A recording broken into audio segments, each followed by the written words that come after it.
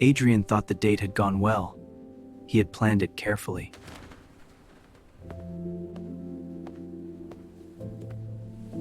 A quiet restaurant he knew she'd enjoy. A walk afterward along the waterfront.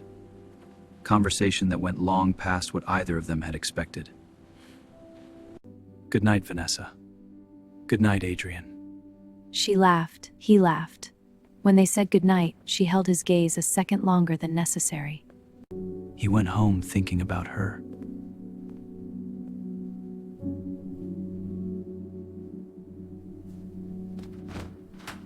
The next morning, she knocked on his door, and what she had to say changed the course of both their lives, though not in the way she intended. Good morning, Adrian. Vanessa. What a surprise. Vanessa was not an unkind person. She was precise. She had standards, high ones, and a clear picture of how things should be done. The date, she explained, had been mostly good, but she had a few notes.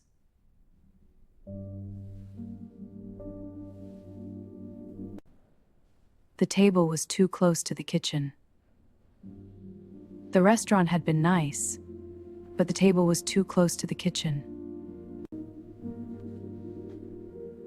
He'd ordered for himself before she finished deciding, which she found presumptuous.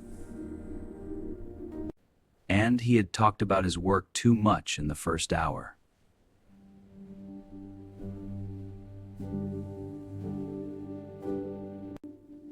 And when he walked her to her car, he'd reached for a handshake when she had been expecting something warmer. She delivered all of this calmly, even helpfully, as though she were doing him a favor.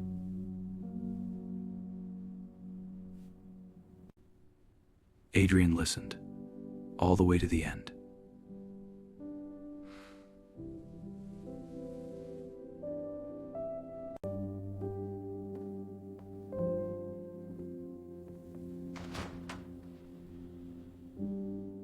Thank you for letting me know. He closed the door, and he never called her again. Not out of anger, not out of pride.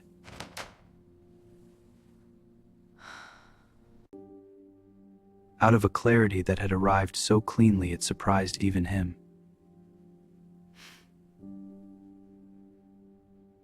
He understood that no amount of effort would ever be the right amount for someone who arrived with a scorecard, and he had decided, long ago, that he did not want to spend his life being graded.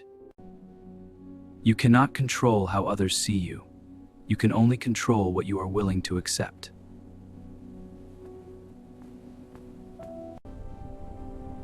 Epictetus wrote, "Make the best use of what is in your power, and take the rest as it happens." Vanessa's standards were hers to carry. Her satisfaction was hers to pursue. The Stoic response to that is not argument, not defense. It is simply, "This is not for me." And then, without drama, walking away. Years passed. Adrian met someone who, after their first date, sent him a message that said simply, "I had a really good time. Thank you." No notes, no corrections, no performance review, just gratitude for an evening spent with another person.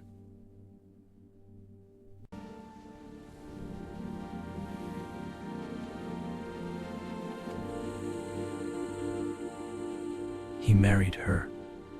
Not because she had no standards, she had many. But her standards were expressed through what she chose to move toward, not through cataloging what failed to meet her expectations. I'm glad we could do this. Yes, it's a lovely restaurant. So, what do you enjoy doing? I like to travel. And you? She was missing something more important.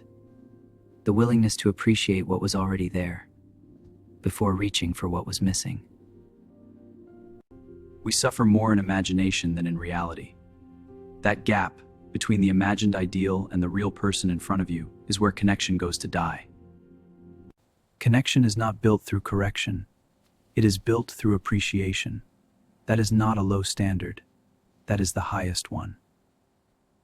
Ask yourself honestly, are you more often evaluating or appreciating? Subscribe for more Stoic stories about the quiet choices that shape entire lives. I'll see you in the next one.